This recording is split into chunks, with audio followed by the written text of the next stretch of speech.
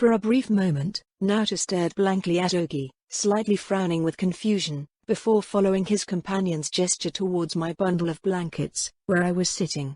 The blank look of confusion sublimated into an expression of chagrin shock, presumably at having not noticed a stranger in his room in his excitement to show off his cargo of grenades.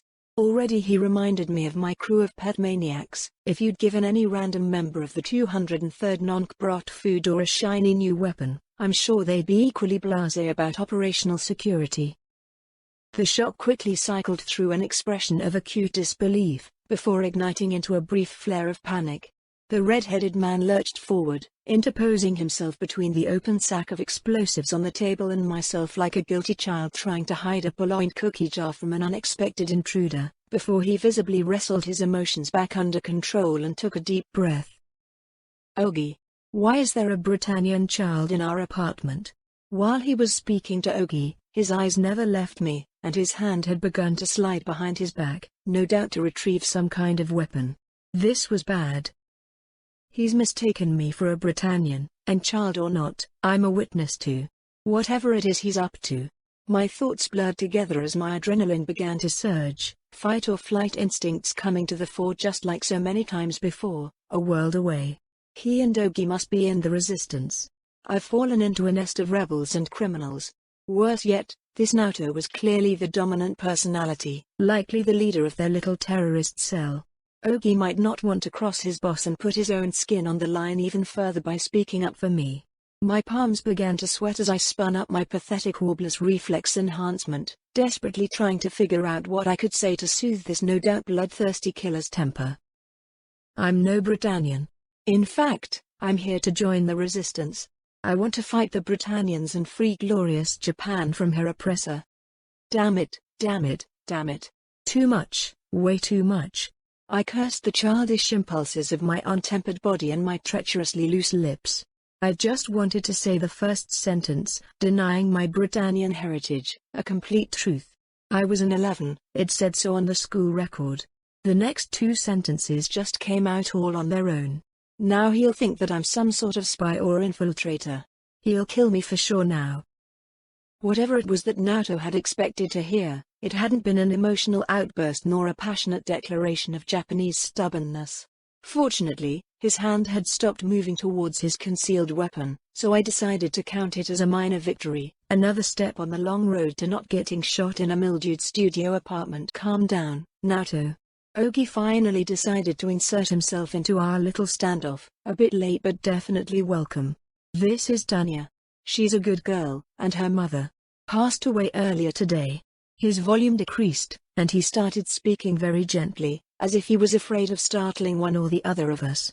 Quite a wise move on his part, I decided. Clearly, Ogi was the good cop and probably the one who helped maintain group cohesion in their organization.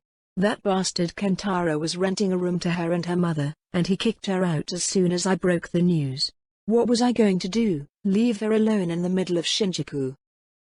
As Ogi continued to speak sweet reason, I slowly climbed to my feet, careful to keep my eyes on Naoto's hands but slightly downcast as well.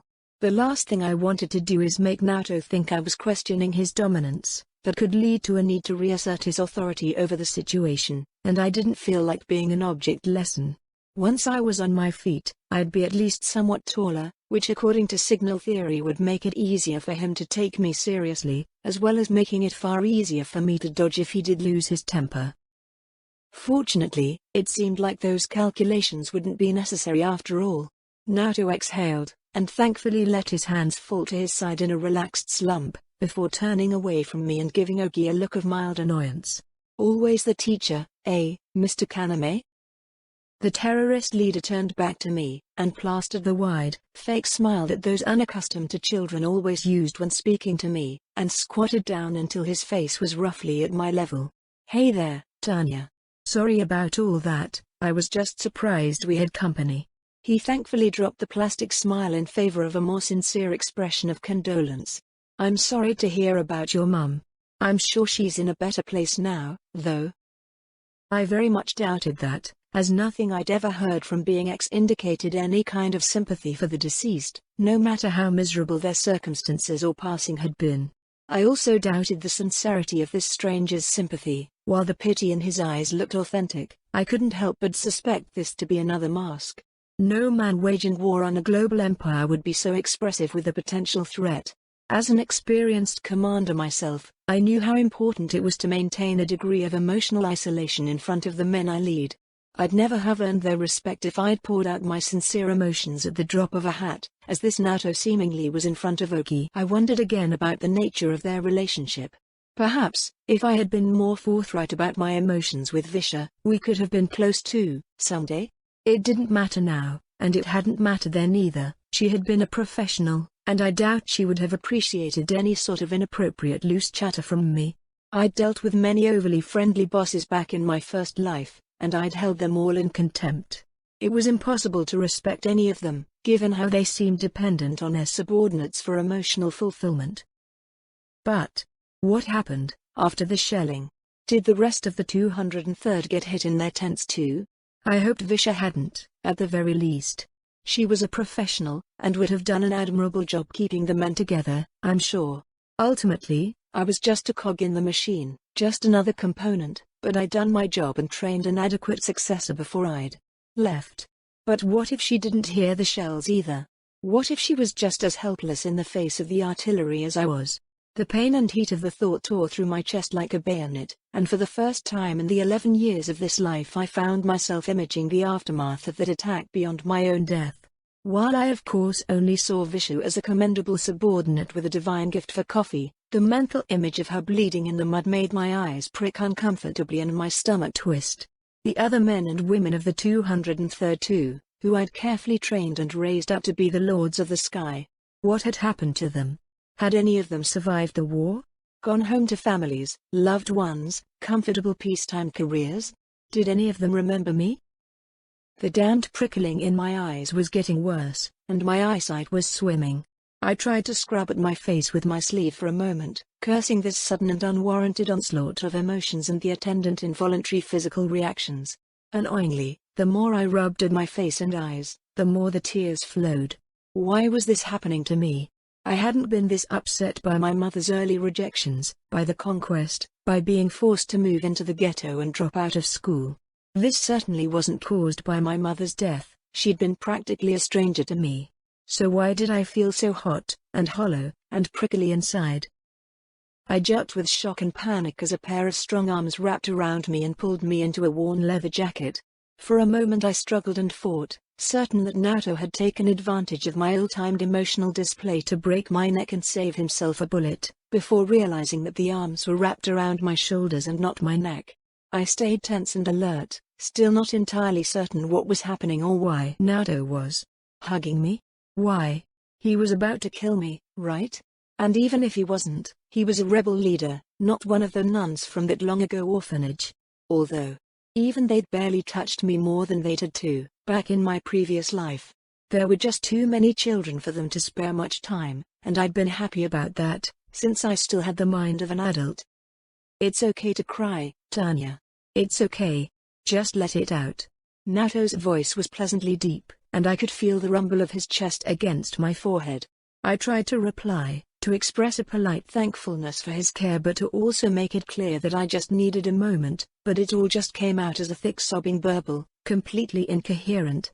I felt so ashamed of my complete inability to communicate, on top of my inability to control these sudden emotions.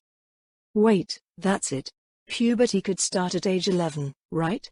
I know that teenagers are more frequently associated with moodiness and overly emotional outbursts, but perhaps I was simply an early bloomer this time? That would explain these unwarranted reactions, as well as the soppy, maudlin turn my thoughts had taken when I remembered Visha. Just the early signs of puberty, nothing to worry about.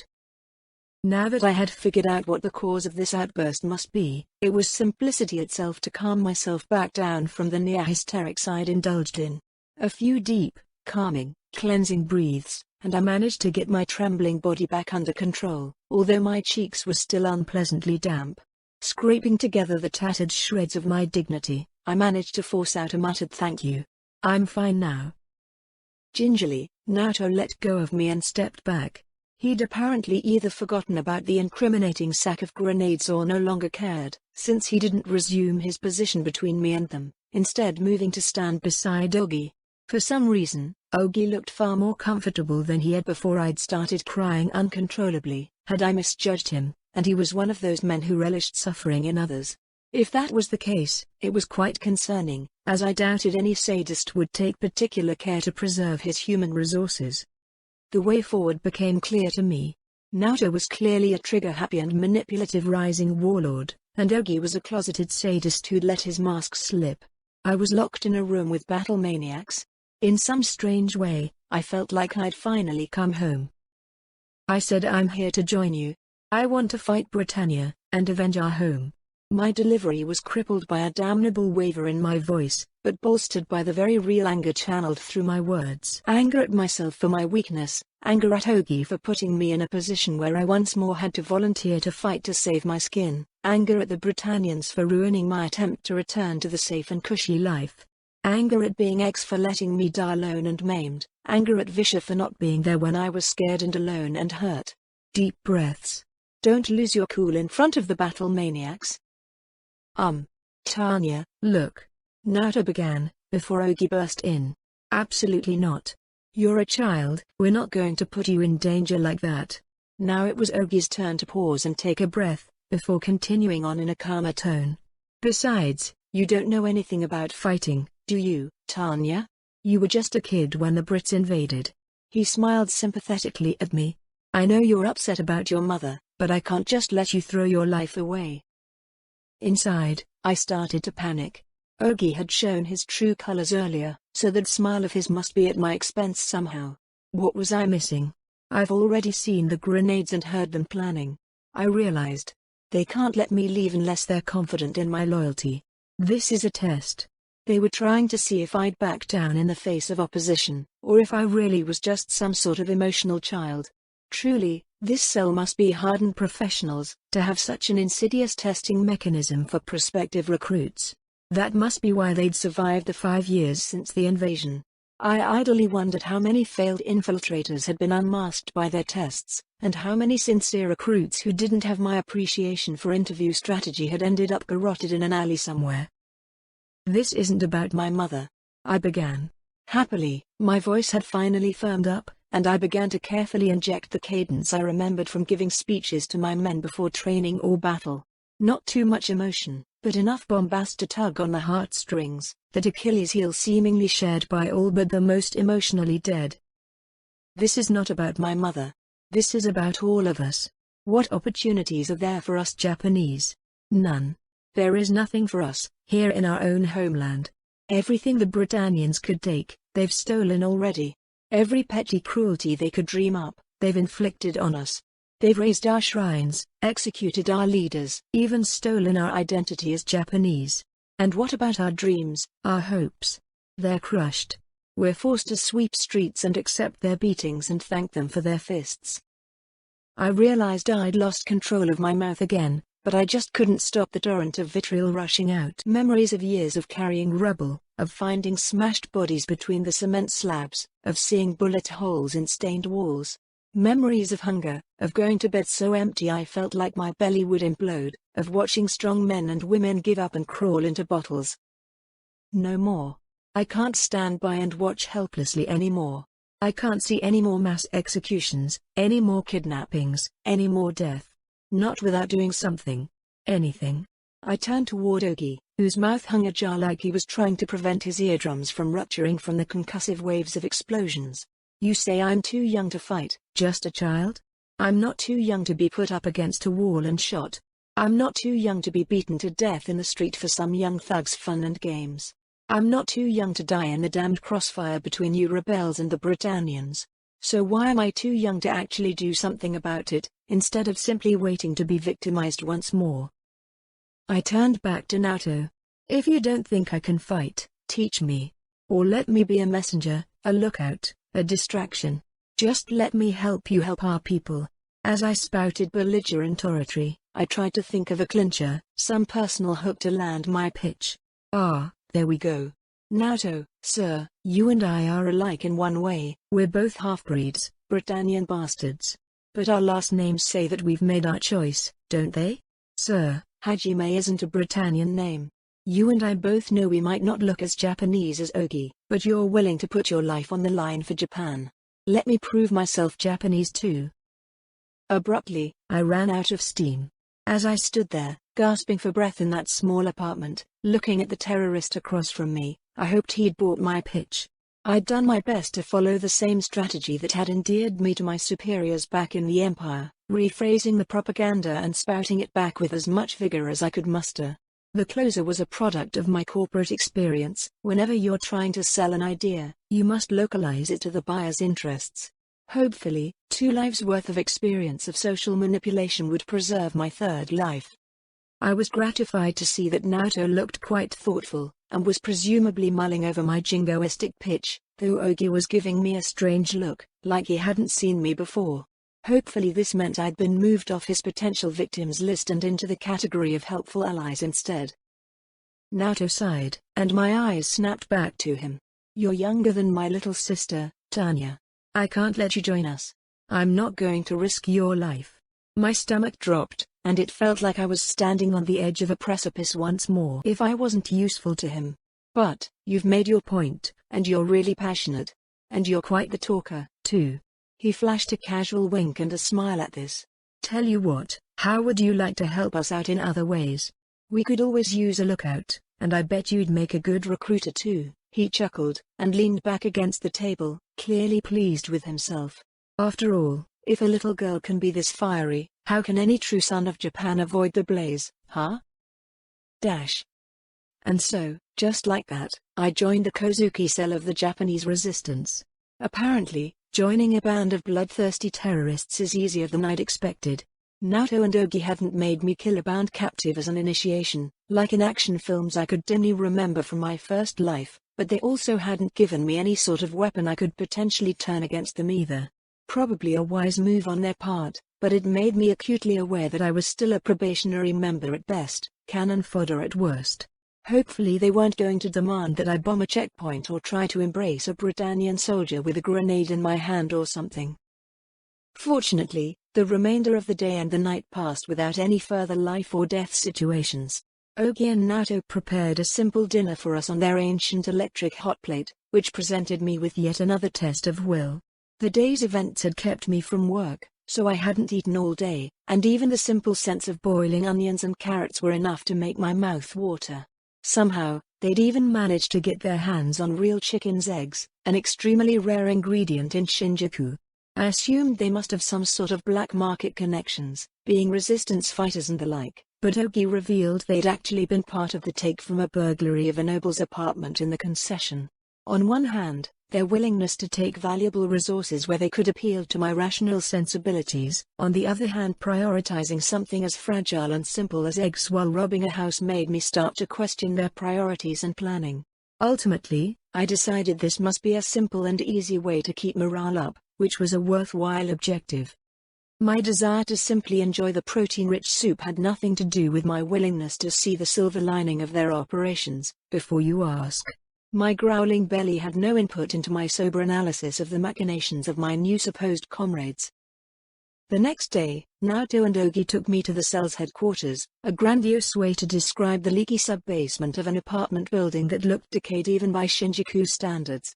The cement walls and floor were illuminated by a handful of lamps with bare bulbs, powered by an ancient gas-powered generator. The remainder of the basement not occupied by the generator was broadly divided into 2 small sections and a third larger section. The first section was dominated by a series of mostly bare shelving units, and appeared to pass as the group's armory. Naoto swung the old gym bag containing the grenades up and onto one of the shelves with an alarming degree of nonchalance, and I winced as the sack landed on the metal shelf with a muffled clank. Clearly, nobody had given them instructions in the safe handling of explosive ordnance. The second section appeared to be a primitive living area, with a pair of disreputable bunks that looked like they'd seen service on the Rhine front a century earlier, as well as 2 badly abused couches and a coffee table.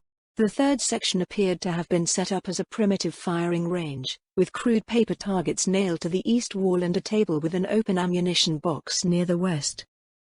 The entire setup was amateurish, to put it politely, and the two men displayed a worrying lack of concern about the secrecy of their allegedly hidden base. The echoing chug of the mechanical beast of a generator was clearly audible from the lobby of the decrepit building as we'd entered, and I marveled that neither seemed to care about any possibility of detection from that clamor alone. Mix in the sounds of pistol fire echoing in a room mostly comprised of bare concrete, and I was shocked that the Britannians hadn't torn this place down around our ears yet. Perhaps this is all a trap? I wondered, casting a skeptical eye over the handful of rifles and pistols, pair of RPGs, and disorganized boxes of ammunition randomly stashed on the shelving units. Maybe the Britannians already know about this place, and are just keeping tabs on who comes and goes? It's what I do, if I were trying to weed out committed insurgents from an uncooperative population. That said, it wasn't really the Britannians' style. In my experience, their arrogance prevented them from ever believing that any of the 11s would actually strike them, until it happened. At which point they'd take their anger out on whatever unlucky bastards happened to be nearby. A wall, a bullet, and not even a pretense of military justice, and they'd call the situation pacified. What sloppy work on the Britannians' part. Even the Republic Army wasn't so half-hearted when it came to carrying out their duties. Which, now that I considered it, standing in this basement, begged an interesting question. How did the Britannians conquer a third of the world if their men are so disinterested in working, and their officers too unimaginative or incompetent to actively pursue counter-guerrilla operations? I could only conclude that the Britannians here in Area 11 were garrison troops, possibly even reservists, and thus the bottom of the barrel. Presumably any elite units stationed here were guarding the Sakuradite mines instead of patrolling the number ghettos. Naoto and Ogi sat on one of the couches, and called for me to join them, distracting me from following that train of thought any further. Apparently, the other three members of their cell, Nagata, Ino, and Tamaki, were on their way and would join us shortly. As we waited, Naoto filled me in with some more information about the cell. Apparently, contrary to my previous assumptions, they'd only been operating for a few months, and weren't part of the older, more established networks that had sprung up in the wake of the conquest. Indeed, Naoto's cell wasn't affiliated with any network at all, and were instead a merry band of independent freedom fighters, in his own words. Apparently, he and Ogi had been friends since high school, while the other three members of their group had been friends from university or the jobs they'd had before the conquest. Naoto had established the cell with Ogi after returning from a trip abroad, and they'd subsequently reached out to their old network of friends. Apparently, this time overseas had also been when Naoto had gotten the seed money together to buy the first batch of Britannian military surplus small arms and ammunition through his father's connections back in Britannia proper, where apparently such things were possible. Which led to the further revelation that Naoto was not, in fact, the half-breed son of a lowly soldier, or a sailor like myself. No, Naoto was in fact the half-breed bastard son of a noble, a Lord Stadtfeld. Curiously, unlike most such fathers, Stadtfeld apparently cared for his son, as well as his Japanese mistress, and was sympathetic enough to their plight to help sponsor his son's insurgency. Or at least, that was Naoto's story. I immediately smelled a rat. It was one thing for a noble to be fond of a bastard son, particularly if the bastard in question was skilled and not interested in usurping the place of his legal offspring. Such noble bastards had frequently found commissions in the Imperial Army in my previous life, and plenty of them even earned those epaulets honestly, admittedly with their father's connections greasing the wheels. Caring for a bastard to the point of sponsoring his armed treason against the state, however, that was simply unbelievable. So why would a Britannian noble pay to arm and equip a Japanese terrorist cell, and why would he use his own deniable asset, a bastard son, as the head of such an organization? My eyes widened as I considered the possibilities. Perhaps any Britannian targets we attack would simply be his business rivals? I mused, but it didn't seem like the kind of objective that would involve setting up a whole guerrilla operation. Simply putting any of the violent gangs in Shinjuku on his payroll would presumably have the same benefits with less risk. Maybe he wants the credit for exposing and arresting all of us, to expand his own political base in the concession administration?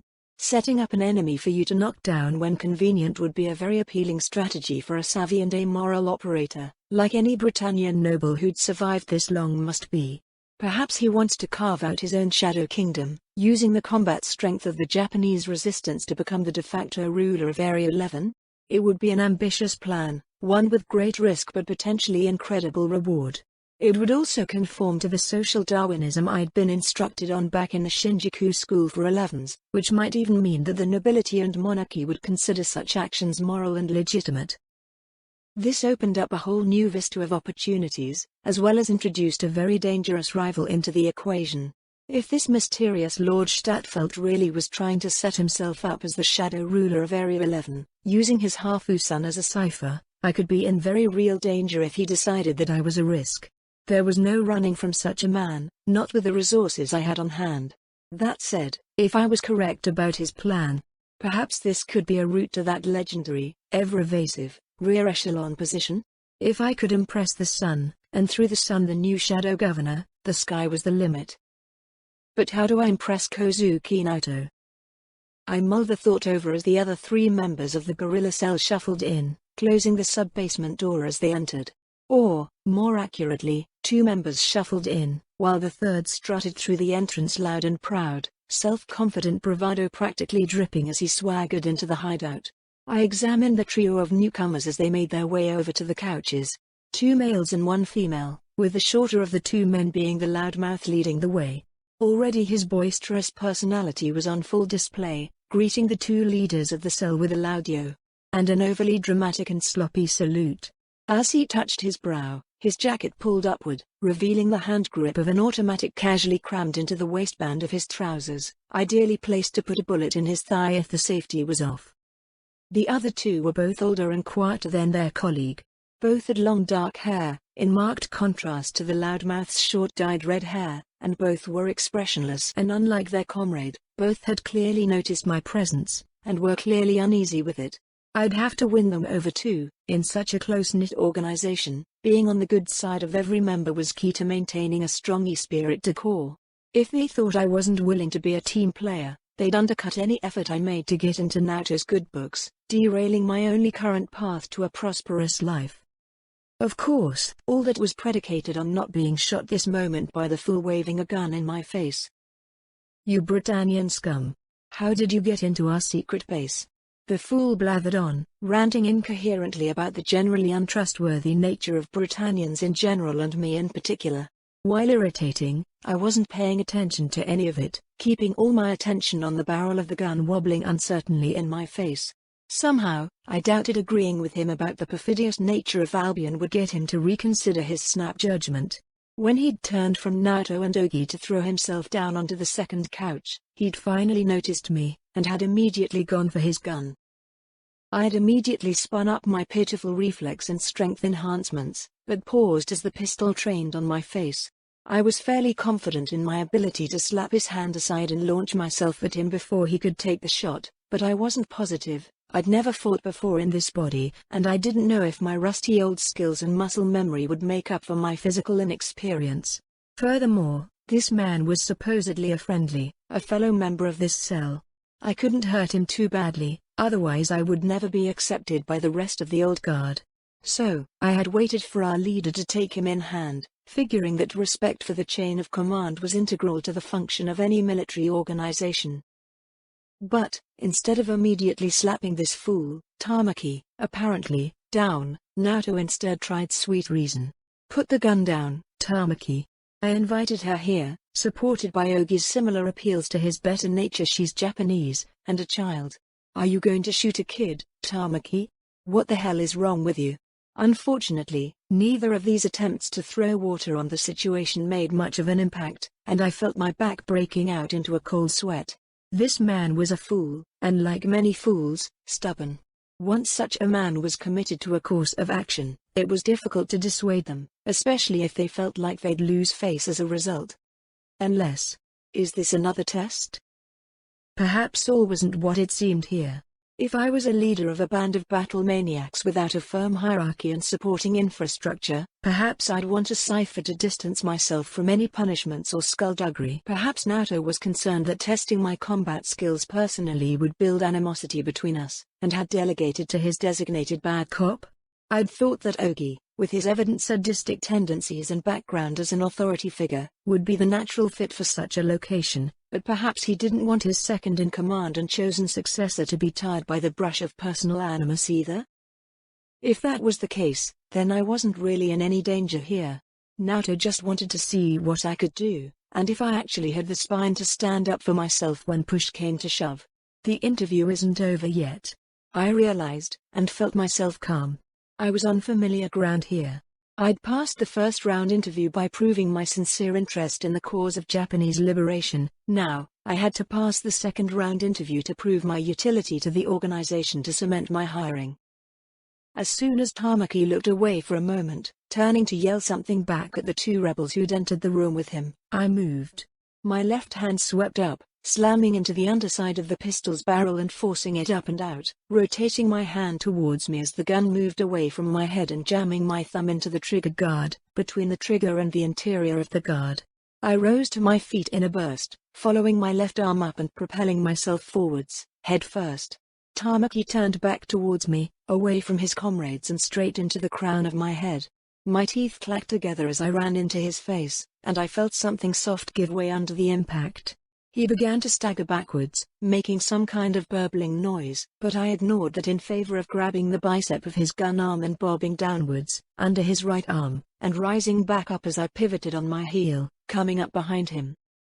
As I moved, I maintained my grip on his upper arm and on the gun, pinning his right hand in place between the firearm and my own left hand. As a consequence, as I dipped below him, his arm was forced to rotate forward from the shoulder and down, following my own trajectory, and as I turned left on my heel the arm was forced to continue forwards and down, rotating 180 degrees in its socket. At the same time, I pulled the gun hand down and to the left as I turned, ending with the pistol behind his upper back, with the barrel crudely shoved into the meat below his left shoulder blade. I was fairly certain his right shoulder was dislocated as a result of the downwards rotation, but I reasoned that it was a decidedly non-fatal injury, and not even an uncommon injury in friendly spars and training sessions. I considered letting go of him at this point, as I felt I'd adequately demonstrated my willingness to stand up to potential threats, but then I reconsidered the likely nature of this test. We were a rebel group, either fighting a war for the soul of our nation against a foreign invader, or fighting to install our own secret leader into a position of dominance over Area 11. Either way, we couldn't afford to be squeamish, or really take prisoners. Any threats to our operations or objectives would have to be disposed of swiftly and ruthlessly, and as far as I knew, as irregular combatants, we were under no obligation to conform to the requirements of this universe's equivalent of the laws of war. If I let him go now, while he was still on his feet and in possession of a firearm, I'd be demonstrating an unforgivable degree of squeamishness, as well as an unwillingness to clean up my own mess. If I were hiring for a campaign of insurgency, that would be an automatic disqualification. So, I decided to take my time and be thorough about this. I slammed a strength-enhanced foot into the crook of his right knee, forcing the joint to fold and driving him down to a half-kneeling position. As his ear came down to roughly the level of my mouth, I leaned in and growled, "Let go of the gun," in my best officer's voice. Regrettably, I wasn't able to get the same coarse rumble I'd managed from my previous body, as these vocal cords hadn't been roughened by years of yelling orders over the sounds of wind, gunfire, and explosions, so I sounded closer to an irate schoolgirl than a hardened revolutionary. Apparently, this childish voice wasn't intimidating enough to show that I meant business, as Tamaki just blubbered something about "you crazy Brit bitch," instead of releasing his grip on the pistol. So, I let go of my right hand hold on his bicep, reasoning that the gun was still under the control of my left hand, and used my now free hand to jab at the soft spot below his wrist, between his ulna and radius. This involuntarily forced his fingers to flex, and then relax as I lifted my thumb from the peripheral nerve. As his fingers briefly relaxed, I seized the pistol in both hands, tore it out of his fingers, and took 3 quick steps back and away in case he tried to lash back with his left arm to contest my possession of the firearm. As I stepped back, I lifted the gun in a 2-arm hold and pointed it at the base of Tamaki's skull, where the spinal cord and brainstem meet. No more than 5 or 10 seconds had gone by from my first movement to now. I hoped this had proven my utility to Naoto and his little band of psychopaths once and for all. I was getting tired of all these tests, and wanted to move on to something a bit more productive. Fortunately, my introductions to the other 2 members of the organization were significantly calmer. Nagata and Ino were both relatively quiet, and seemed haunted by some sort of horrible past experience, judging by the fear in their eyes and how they twitched slightly whenever I moved.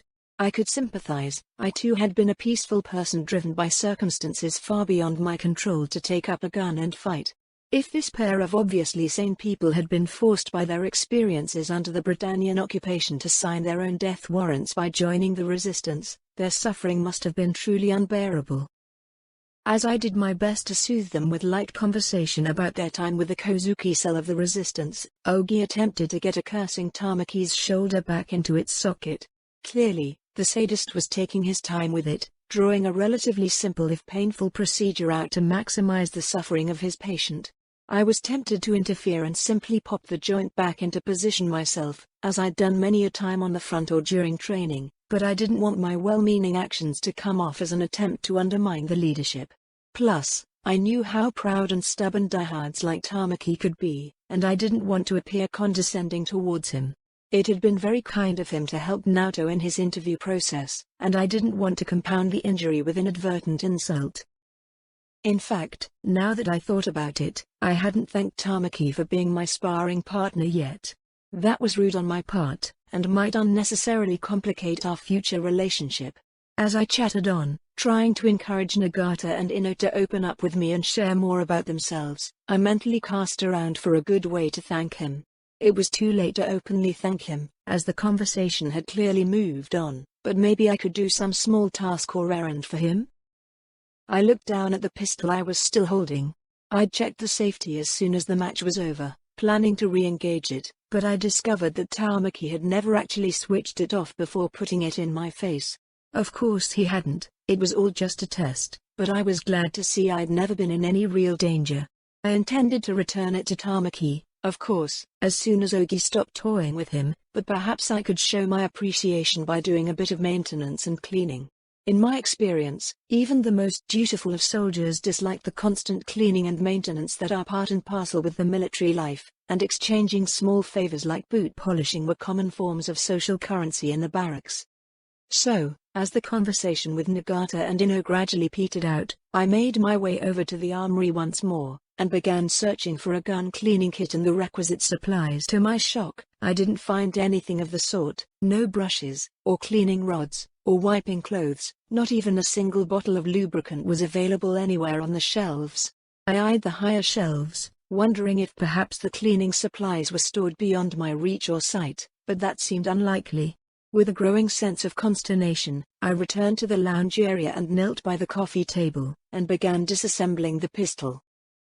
I noticed Naoto and Ogi were off in a corner of the target range, apparently arguing about something, but I couldn't make out what they were saying. Apart from the vague hissing sounds of suppressed yet still clearly angry tones, the basement was generally calm. Tamaki, Ino, and Nagata were seated on the couches around the coffee table, but none of them were saying anything. Tamaki, for his part, appeared to be sulking. I wondered if he was upset by Ogi's complete lack of professionalism when it came to first aid, or if Naoto had put a bee in his ear about being too easy on me.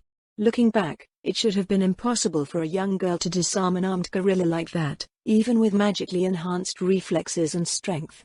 I could only assume that he hadn't wanted to push too hard on such a young recruit, or perhaps Naoto had told him about my unfortunate emotional outburst back in the apartment and he considered me mentally fragile.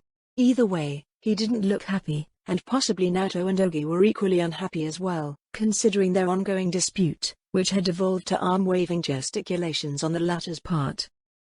I'd screwed up somehow, that was clear, but I couldn't see how. I had thought my actions would impress Ogi with their ruthlessness and decisiveness, and I'd hoped to prove to Naoto that I was a valuable asset to him and his father in their quest to gain power in Japan at the expense of the Britannian establishment. Instead, I'd managed to introduce disharmony into the group, potentially upsetting the working relationships between the various members of the cell and reducing the operational efficiency of the organization as a whole. Sighing with irritation, I reminisced fondly on the smooth machinery of imperial bureaucracy, and how such personal drama was replaced by the impersonal wheels of cold logic and resource allocation. Turning my thoughts back to the present, I began to examine the pistol in my hands. To my surprise, it was nothing like any pistol I'd ever handled before. Instead of the familiar breech mechanism I was familiar with, there was a round cylinder attached to the butt of the gun, behind the slide. Ejecting the magazine proved similarly surprising. Instead of the cylinders of chemical propellant capped with the rounded projectile cones I'd expected, the bullets appeared to have been reduced to only the projectiles themselves. Upon closer examination, I noticed that the bullet container in the magazine didn't extend all the way to the base. The bottom third of the magazine appeared to be a large rectangular block of unpainted steel. I carefully emptied out the shells, and peered into the empty compartment. I couldn't clearly see what was at the base, but it appeared to be some form of electrical assembly. Perhaps the block is some form of battery? Wait.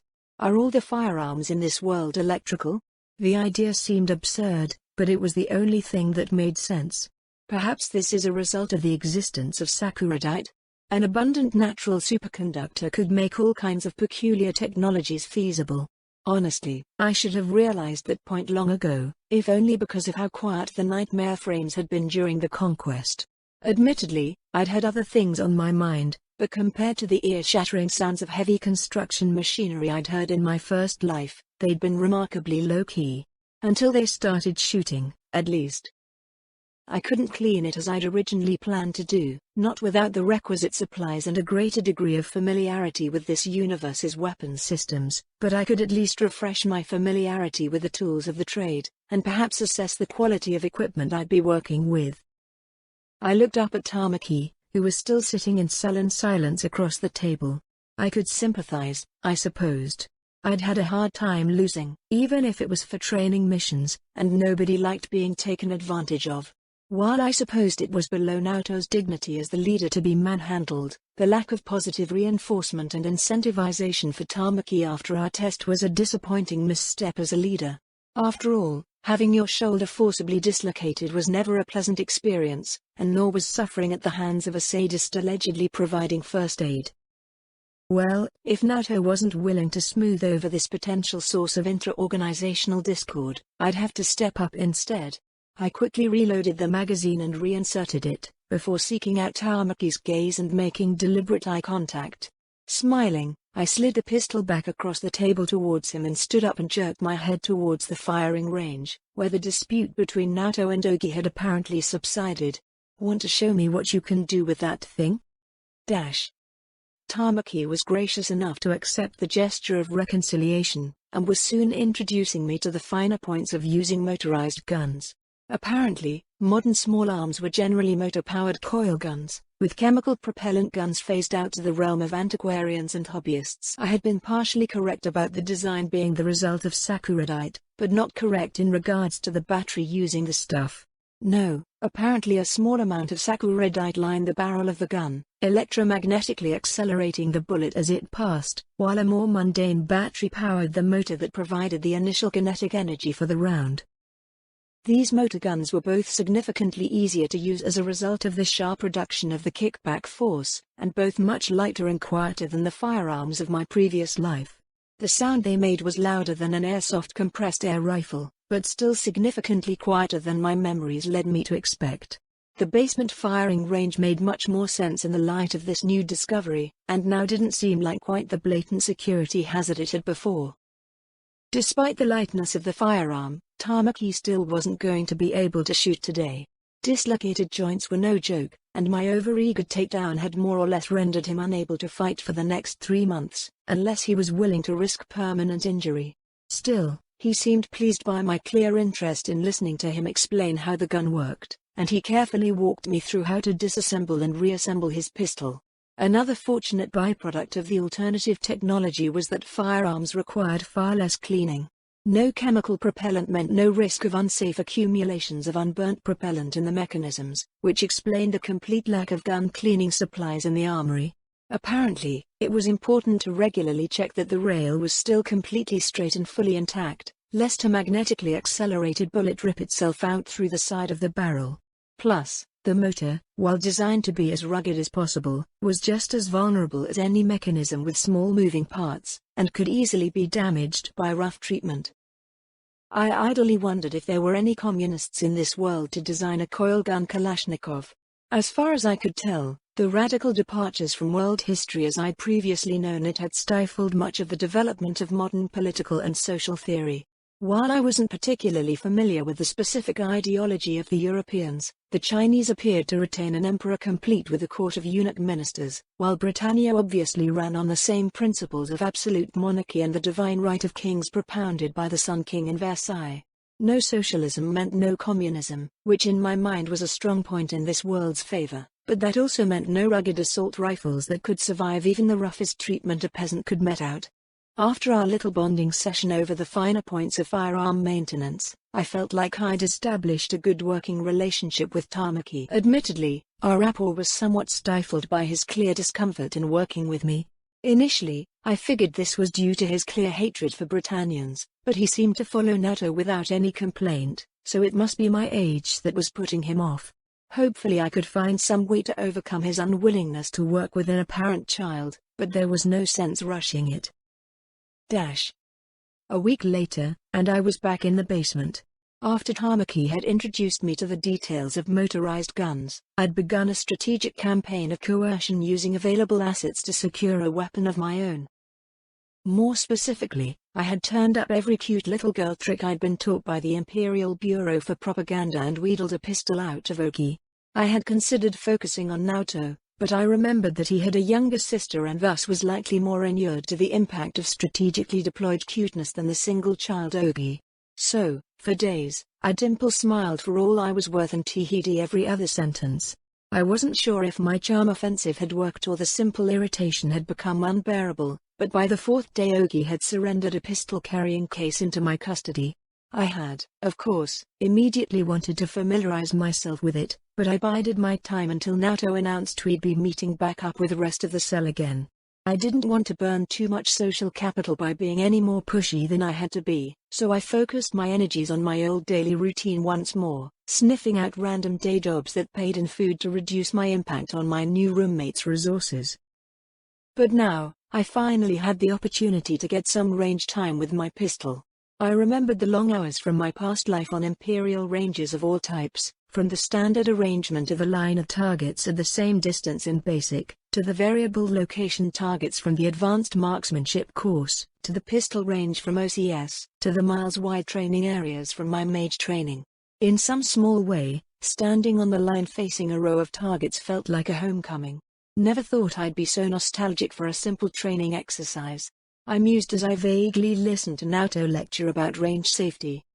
After an interminable lecture, where Naoto seemed to be really going into detail about the importance of treating every gun as if we're loaded at all times, it was finally time to see what I could do. It had been years since I'd shot a gun, in a totally different body, so I was fairly anxious about my skill level. It would be embarrassing if my skill level was at the level of a true 11-year-old girl, but I hoped at least some small part of my skill had carried over from my past life. Fortunately, since the motorized guns were so much quieter than the firearms of the 1900s, I didn't need to bother with clunky hearing protection, and so I simply assumed the old familiar shooter's posture and announced range is hot, in my annoyingly piping and high-pitched voice. I looked down the notches on top of the barrel, and slid the safety switch off with my thumb. I centered my sight on the center of the target in front of me, braced myself, and carefully squeezed down on the trigger. My first shot of my new life cracked out across the range, and the flutter of the paper target and puff of concrete dust heralded its impact. The gun had gratifyingly barely jerked in my hands, and I hadn't even required the strength enhancement to control it. I waited a moment for the air to clear, and refocused my sight down the notches at the target. To my slight annoyance, the hole was below the center of the target. I'd overcorrected for the anticipated kickback, and undershot the center ring. I must break myself of that habit soon.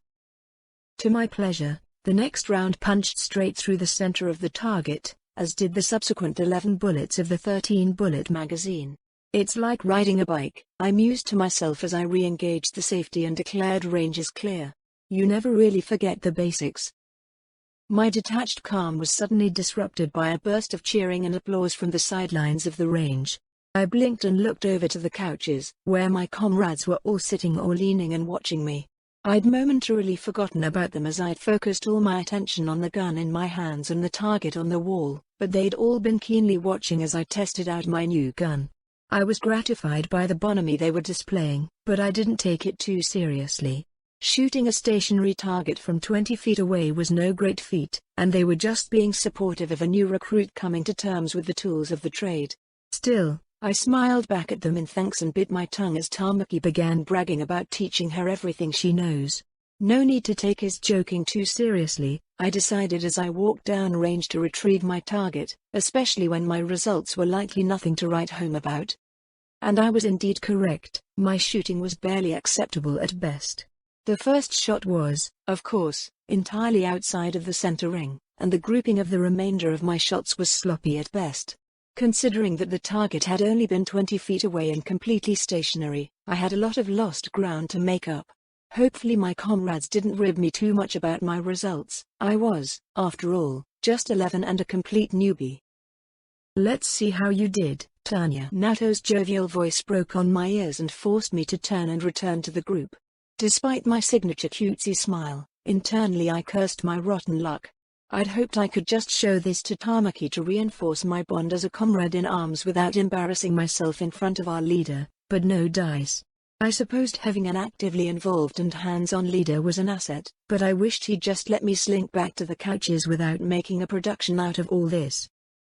I handed over my target, and did my best to prepare myself for the inevitable criticism. It's not fair. This is my first time using a motor pistol. How was I to know the kickback would be so minuscule? I kicked myself and stopped my whining inner voice. Fairness had nothing to do with war, and I needed to shape up in a hurry before the leadership decided I needed to ship out.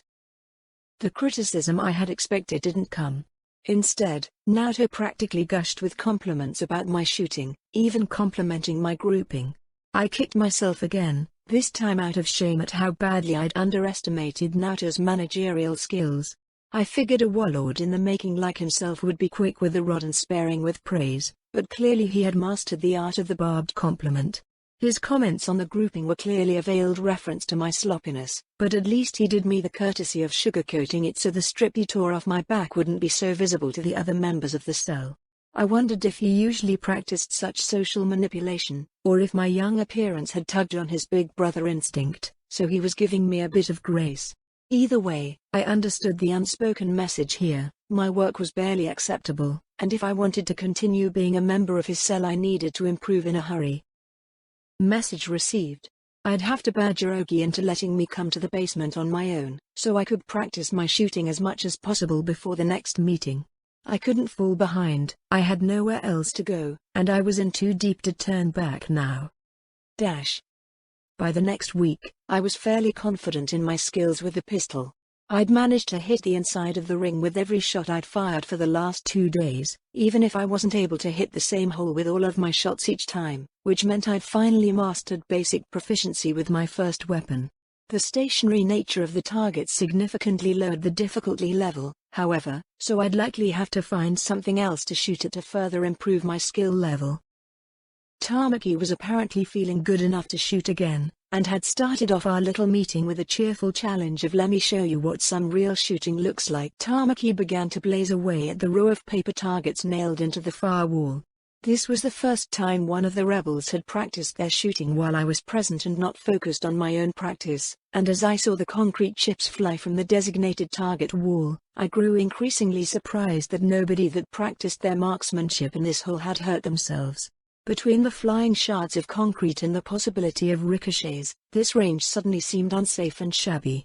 Why they hadn't nailed some lumber to the wall, and then nailed the targets to the wood to provide some form of primitive backstop was beyond me. The others were sitting on the couches, eating something out of a pot that Ogi had brought back, some kind of savory stew by the scent of it. My stomach was growling with discontentment, and every time I heard the sounds of spoons hitting bowls I felt myself get a bit hungrier. Lucky bastards. Eventually, Tamaki emptied his magazine, and engaged the safety. As I tore my thoughts away from lunch and back to the matter at hand, Tamaki dramatically blew away an imaginary wisp of smoke from the barrel of the gun, and looked down at me with a confident smirk. "Pretty cool, huh?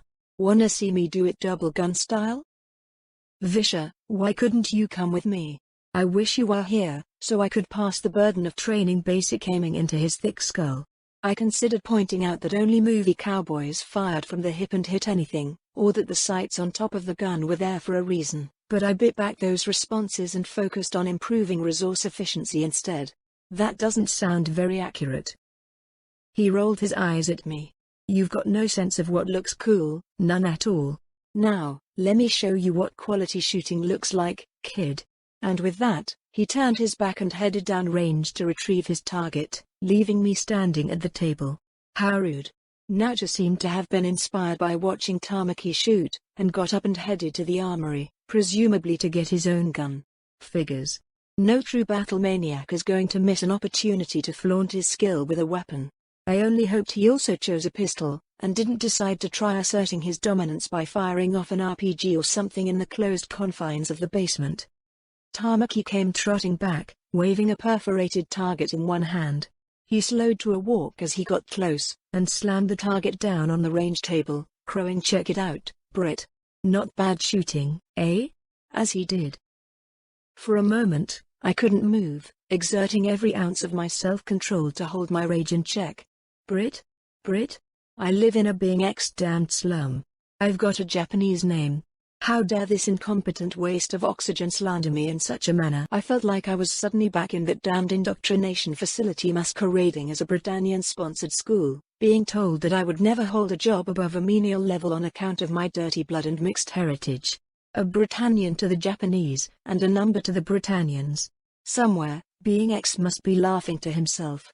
I couldn't believe he'd find a worse moment to reincarnate me into a world than Germany immediately before the Great War, but somehow he'd managed to prove me a fool once again. I was stuck in the middle of a brutal war, where both sides believed I was intrinsically part of the other side. Time to nip this in the bud. I turned towards Tamaki, imperial discipline tempering icy anger into bleak clarity. I would treat this as calmly and professionally as possible, using my HR experience to communicate that this behavior was both uncalled for and unproductive in a working relationship. My name is Hajime Tanya. I am not a Britannian. I am as Japanese as you are. I chose my words with as much care as I could, remembering that we had an audience, and the long-term goals of our organization. But that's beside the point. What are you doing here, Tamaki? Why are you fighting Britannia? He looked surprised for a moment, then drew himself to his full height, 1.5 feet taller than me, and smirked down at me. I'm here to bust some Brit heads in and make a name for myself. I'm gonna free Japan, and nobody's ever gonna forget me.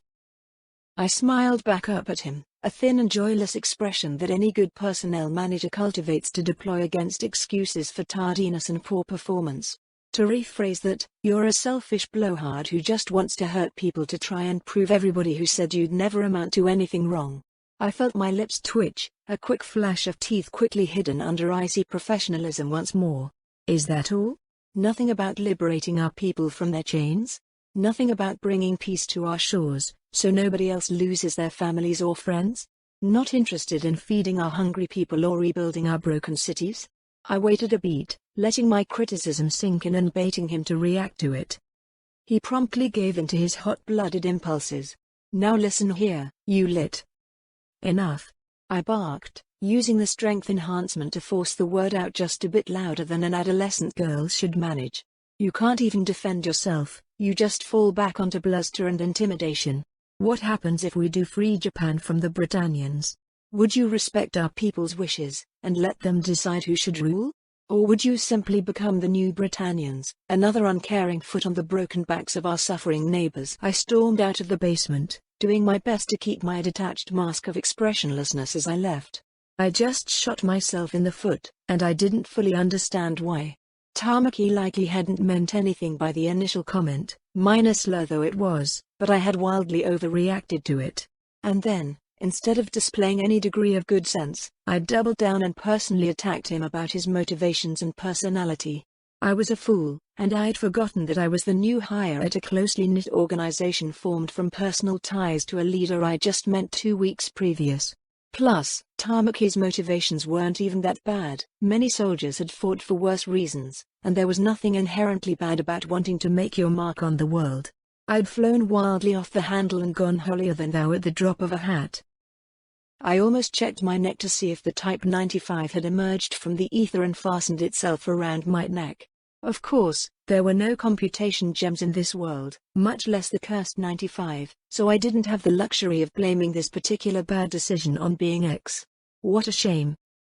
I made my way out of the decrepit apartment block concealing our hideout and started aimlessly walking through the streets. I needed to wait for tempers to cool a bit before returning and apologizing.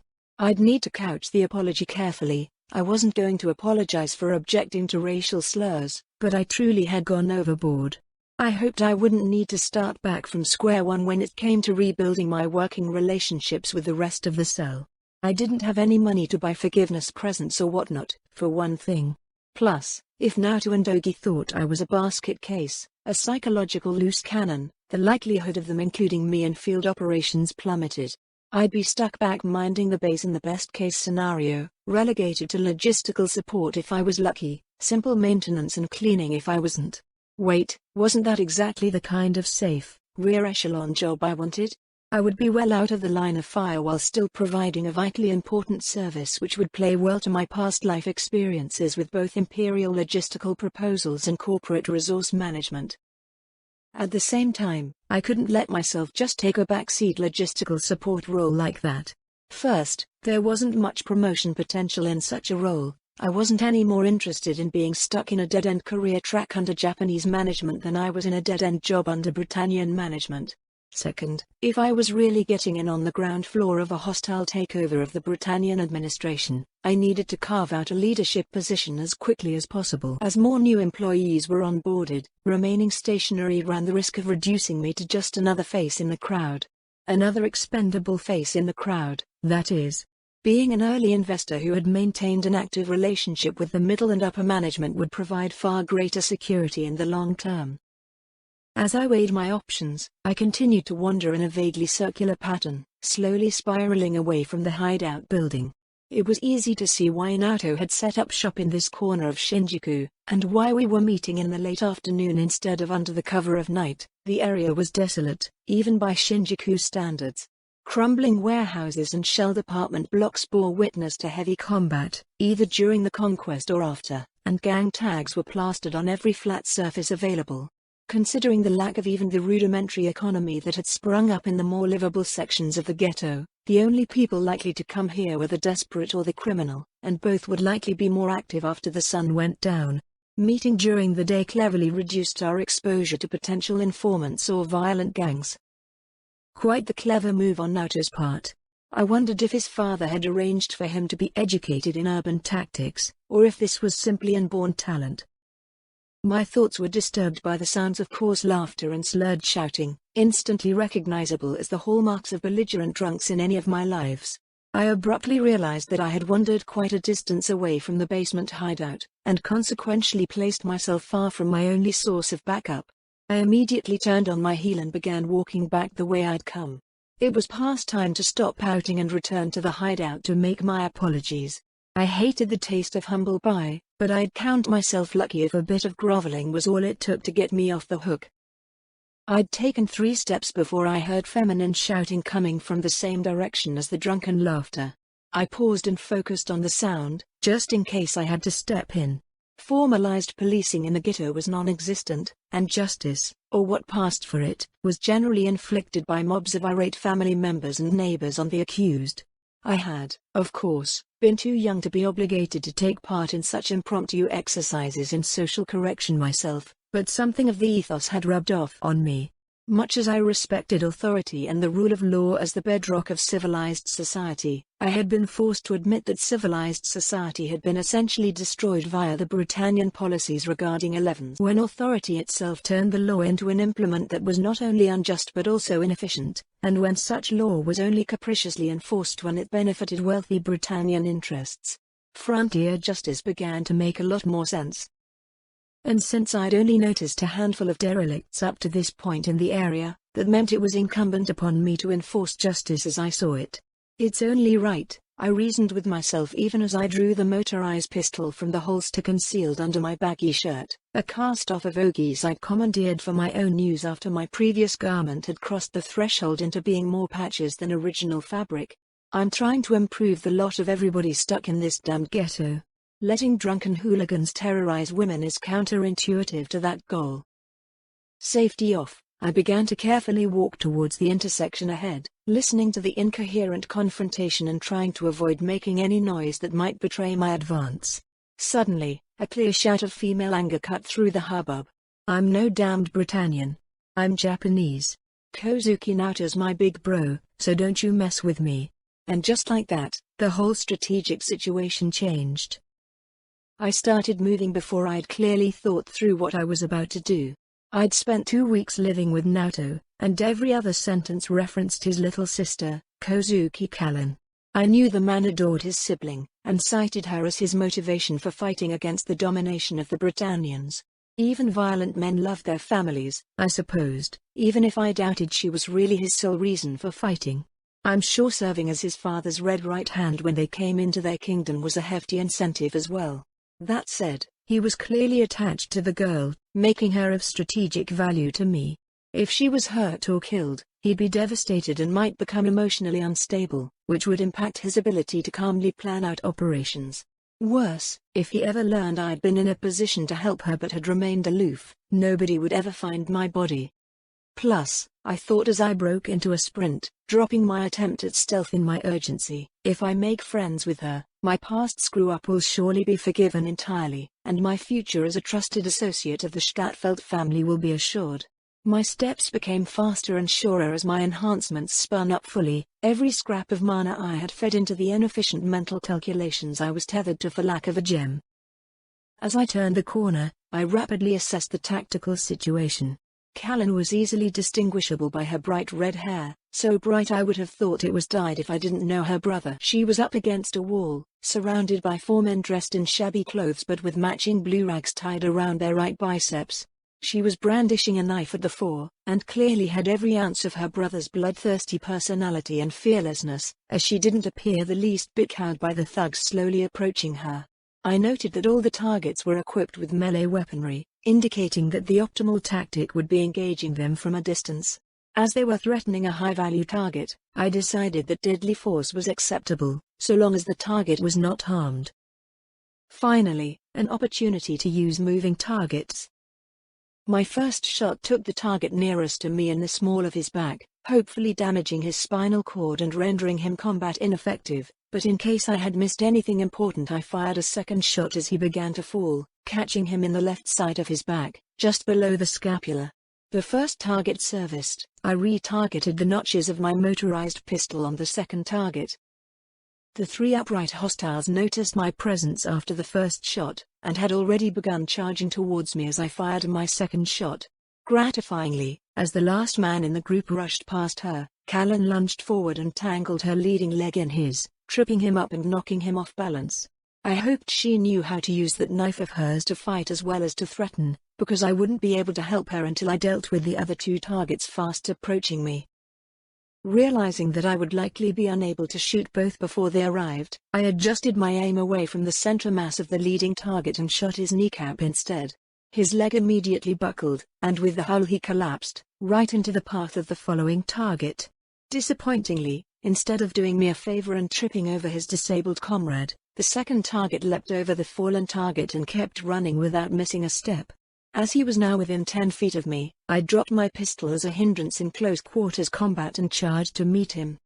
Seeing me run towards him, he began running even faster, presumably attempting to use his greater mass to bowl me over and then kick me to death once I was on the ground.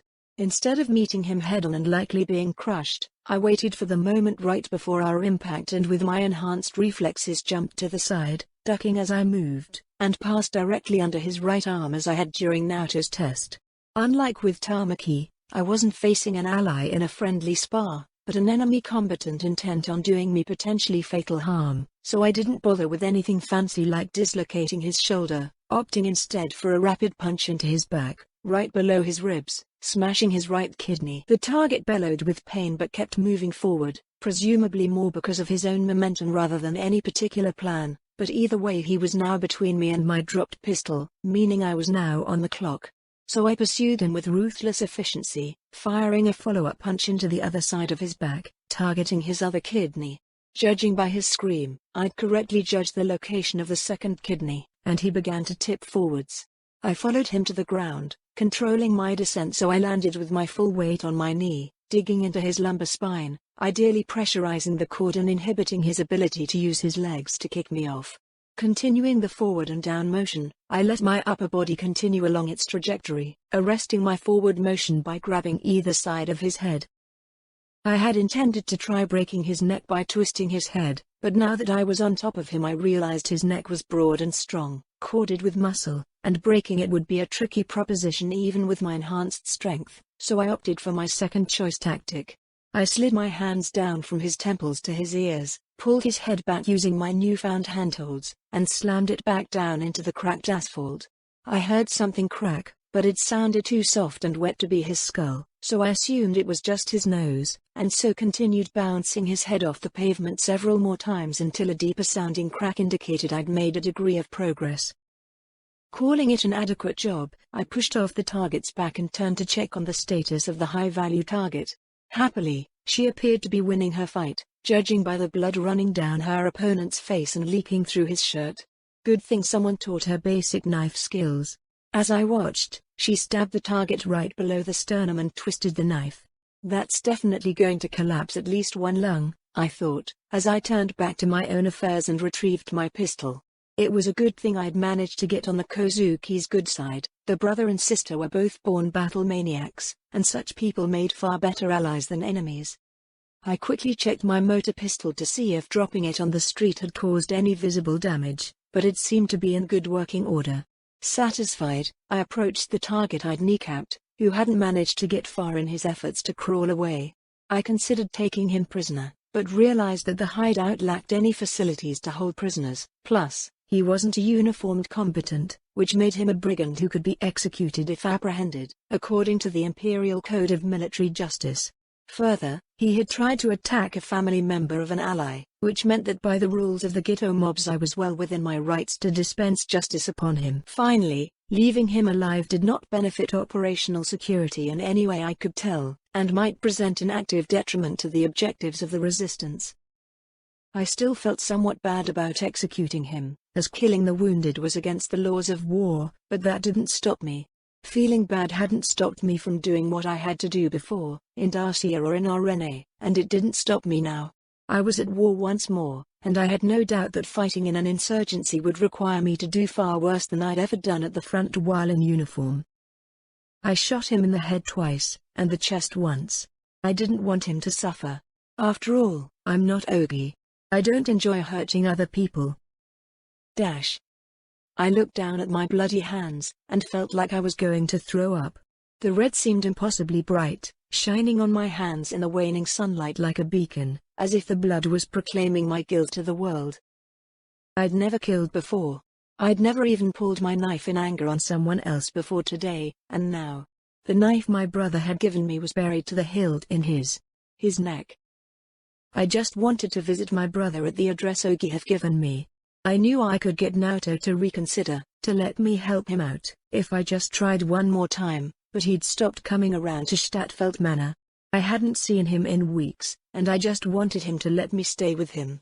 I hated that cold house. Father was never around, always off in faraway Pendragon, and my bitch of a stepmother dogged my every footstep, and better her than the weak-willed whore who pretended to just be a simple maid. Kozuki Kalen? Hearing my name in a stranger's voice shocked me out of my building panic attack, and I managed to tear my eyes away from the horrified expression of man I'd just killed. Somehow, I doubted getting that expression out of my head would be as easily as just looking away. For a moment, I wondered if I'd gone crazy when I started stabbing that man again and again and again, and I wondered if I'd gone crazy. A doll-like Britannian girl was in front of me, long blonde hair hanging over bright crystal blue eyes, the only imperfection the pattern of red droplets over the left side of her face and hair. She was small, a good head and a half shorter than me, but her thin frame had long, lean muscle. She was wearing a baggy white collarless button-up shirt that looked just like the ones Ogi sometimes wore. All of this faded into irrelevance, except maybe for the blood splatter, in the light of two key facts. She'd just addressed me with my Japanese name in the correct order, and she was holding a gun in one hand. I already regretted leaving my knife in that guy's throat. Who wants to know? I tried to sound as strong and in control as I could, but I wasn't feeling strong inside. I just couldn't get that man's eyes out of my head, the way he'd looked when he'd tried to scream but only gurgled as blood filled his windpipe. The doll girl responded promptly in fluent and Tokyo accented Japanese. Hajime Tanya. I'm part of your brother's organization. She casually looked around, and I followed her gaze, noting with a dim sense of shock the other 3 bodies laying around the street. I remembered seeing the first guy falling, but I'd forgotten all about him or the other 2 as I'd. Anyway, I'd forgotten them. I turned back to the girl, who was staring down at the thing at my feet without any visible emotion. Had she killed all 3 of them by herself? I looked back up and around the street. It was deserted except for the 2 of us, and the 4 bodies scattered around us. Not bad work. The bland comment jarred me, and I looked back at Tanya. She was nodding approvingly at me, and smiling. It was actually kind of a cute look, if you ignored the blood, but it was really unnerving considering the situation. You're really good at the whole close quarters combat thing, huh? She paused for a moment, like she was giving me time to respond, but I had no idea what to say. Didn't she care that we just killed 4 men? They weren't Britannians either, just other Japanese, but we'd still kill them all the same. I mean, they were probably gonna do something horrible to me, and they weren't exactly helping the resistance or anything, but still, it felt wrong. After another beat of awkward silence, Tanya apparently realized I wasn't going to say anything and continued. We should probably get these guys off the street somewhere. The Brits aren't going to care about a few dead numbers, but it'll draw unnecessary attention to the district. Numbly, I nodded along. Any other time I'd be enraged by the use of that term for my people, particularly from a blonde girl who looked as Britannian as I did, but that just didn't seem to matter to me right now. Plus, she was right. I didn't want to draw any attention to Big Bro's base. Soon, Tanya and I were hauling the bodies one by one into a nearby alley and dumping them behind a pile of trash. It wasn't a very good hiding spot, but at least it got them out of sight. She'd even pulled my knife out of the first body when I'd forgotten to retrieve it in my haste to get away from the thing. It had made a horribly wet squelching sound as it came out, but she'd casually wiped it off and handed it back to me like she just borrowed it to use in the kitchen. I returned the damned thing to my pocket and tried to ignore the impulse to hurl it as far away from me as I could. Much as I hated even touching it now, Shinjuku Ghetto had just been proven how dangerous it could be for a lone woman, and I didn't have any other weapon available. After we'd concealed the last corpse and wiped the blood off ourselves, though I don't think I'll ever be able to get all that wet, shiny blood off my hands, Tanya led the way to Naoto's hideout. I don't think I said a thing on the way back. I just wanted to see Big Bro and hug him and feel safe and clean and innocent again.